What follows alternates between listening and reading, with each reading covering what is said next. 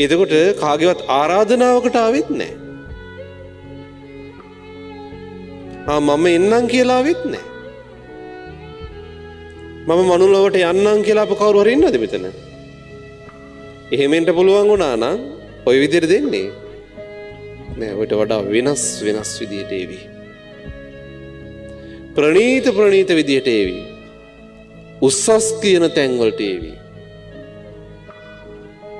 පින්වත්නි, එහෙම අවස්ථාවක් නොලැබ කර්මානුරූප ගමනක නිරත වෙච්ච අපි මනුස්ස ලෝකෙටත් ආවේ කර්මානුරූපවම තමයි.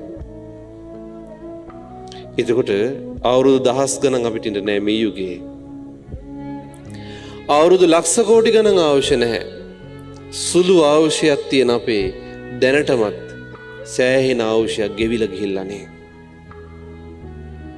එතකොට ඊට දවසේ අරුණෝදයට කලින් අපේ ජීවිතය අවසන් වුණොත්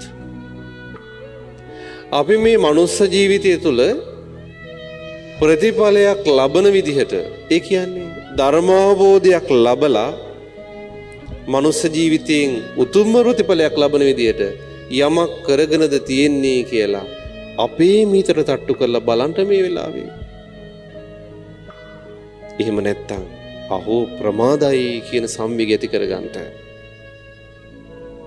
අනේ මං තාම ප්‍රමාදයිනේ. මං ප්‍රමාද වෙලානේ. මේ ධර්මයක් ඇහෙන කාලෙනේ. බුදුරජාණන් වහන්සේ මම පහළ වෙච්ච යුගයක් නෙමේ. මිනිස්සෙක් වෙච්ච මා කුමක්ද මේ කරමින් සිටින්නේ? తాවකාලික නවාතැනක් නෙමේ. ස්ථිර තැනක් නෙමේ.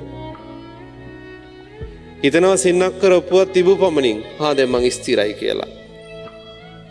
ගඩොල් සිබින්දි වලින් නිවස බැඳ පමණින් දැන් මං ස්ථිරයි කියලා.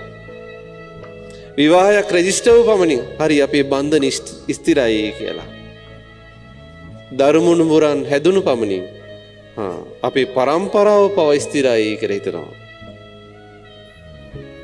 පින්වත්නි, මිනිසුන් මෙරි වැටෙනවා පෙනෙද්දී මේ හිතාගන්න බැරි විදිහට පස් ගොඩවල් වලට යට වෙනවා. ඒ මිනිසුන් නින්දට ගියෙත් ওই සිතුවිලි ඇතුව කොහමද? හැමදාම ඉඳී වගේ. වැට කඩලු ගැන හිතා, යාන වාහන ගැන හිතා, දරුමුණු බුරන් ගැන හිතා, නම්මුනාම ගැන හිතා, තනතුරු තානාන්තර ගැන හිතා, අරයව මෙයව පරයා නගින්න හිතා. එහෙම